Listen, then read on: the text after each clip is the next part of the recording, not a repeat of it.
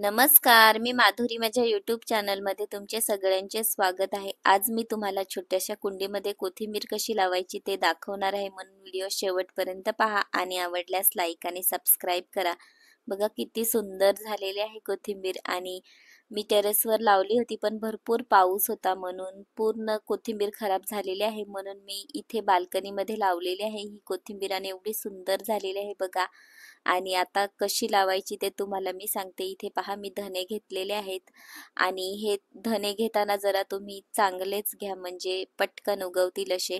आणि आता हे खाली ओतून घ्यायचे आहेत आणि याचे दोन भाग करायचे. दोन भाग करताना अलगद करायचं, नाही तर बाकीचे पूर्ण चुरा होऊन जातो आणि ज्याचा चुरा झालेला आहे ते उगवत नाहीत. म्हणून हलक्या हाताने दोन भाग करून घ्यायचे आहेत.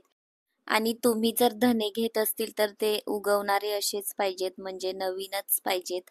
आणि इथे पहा, मी माती भरून घेतलेली आहे कुंडीमध्ये आणि ही माझी मातीचीच कुंडी आहे, त्याच्यातच मी आता लावणार आहे.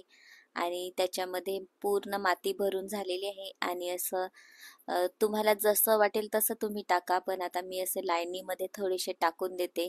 आणि टाकताना थोडेसे पातळच टाका, म्हणजे उगवतात ते चांगले आणि त्यांची वाढ पण छान होते. इथे पहा, आता मी पूर्ण टाकून घेते आणि त्याच्यानंतर आपल्याला त्याच्यावरून थोडीशी माती टाकून घ्यायची आहे. इथे माझ्याकडे दुसरी माती वगैरे नव्हती म्हणून मी असं केलेलं आहे. आणि त्याच्यातच ती जी बाजूला माती आहे तीच आता त्याच्यानेच मी झाकून घेणार आहे. कोथिंबीर लावण्यासाठी मी माती, कोकोपीट आणि गांडूळ खत वापरलेलं आहे. त्याच्यामध्येच फक्त मी लावलेली आहे ही कोथिंबीर. आणि धने टाकून झाल्यानंतर आपल्याला भरपूर माती सुद्धा त्याच्यावरतून टाकायची नाहीत, नाहीतर धने उगवणार नाहीत. म्हणून थोडीशीच आपल्याला धने बुजतील एवढीच माती टाकायची आहे. आणि आता पूर्ण माझे धने टाकून झालेले आहेत. आता पूर्ण मी हे त्याच्यानेच झाकून घेणार आहे सर्व. आणि बाजूला बघा, दुसरीकडे जी कुंडी आहे ती त्याच्यामध्ये माझी छोटी मुलगी लावते. धने टाकून झाल्यानंतर आपल्याला भरपूर पाणी सुद्धा द्यायचं नाही, कारण जर माती ओली असेल तर तुम्ही थोडंसंच पाणी द्या, म्हणजे धने भिजतील एवढंच. आणि जर पूर्णपणे ड्राय असेल तरच मग भरपूर पाणी द्या. आणि ज्या वेळेस हे पूर्णपणे सुकून जाईल तेव्हाच दुसऱ्या वेळेस तुम्ही पाणी द्या, म्हणजे धने छान उगवतील आणि खराब सुद्धा होणार नाही. इथे पहा, माझी थोडीशी माती पण ओली आहे म्हणून मी थोडंसंच पाणी देणार आहे. जेवढे धने आहेत ते फक्त भिजले पाहिजे तेवढंच. आणि पाणी देऊन झाल्यानंतर आपल्याला याला पेपरने झाकून ठेवायचं आहे. आणि जेव्हा उगवेल तेव्हाच आपण पेपर काढून टाकायचे आहेत. आणि इथे पहा, फक्त 10-15 दिवस झालेले आहेत आणि बघा कोथिंबीर उगवायला लागलेली आहे. बघा मस्त. आणि माझ्या इथे तर ऊन सुद्धा येत नाही तरी सुद्धा मस्त अशी आणि आता भरपूरच पाऊस पडतोय त्याच्यामुळे ऊन येत नाही, पण तुम्ही नक्की कोथिंबीर लावून पहा, तुमच्या बाल्कनीमध्ये छान तयार होते.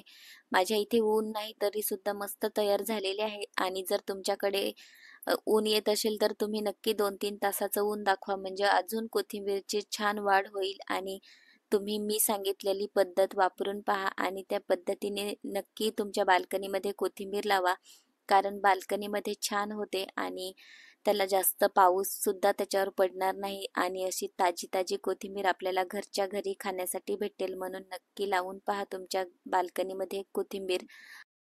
कोथिंबीर लावण्यासाठी आपल्याला छोट्याशा कुंड्या वापरल्या तरी सुद्धा चालतील. आणि माझ्या पद्धतीने नक्की लावून पहा, तुमच्या बाल्कनीमध्ये कोथिंबीर छान तयार होईल. आणि भरपूर जरी पाऊस आला तरी सुद्धा आपली कोथिंबीर खराब होणार नाही, म्हणून नक्कीच बाल्कनीमध्ये कोथिंबीर लावून पहा. आणि आपल्याला ज्या वेळेस लागेल त्यावेळेस मस्त ताजी ताजी तोडून आणा आणि भाजीमध्ये टाका.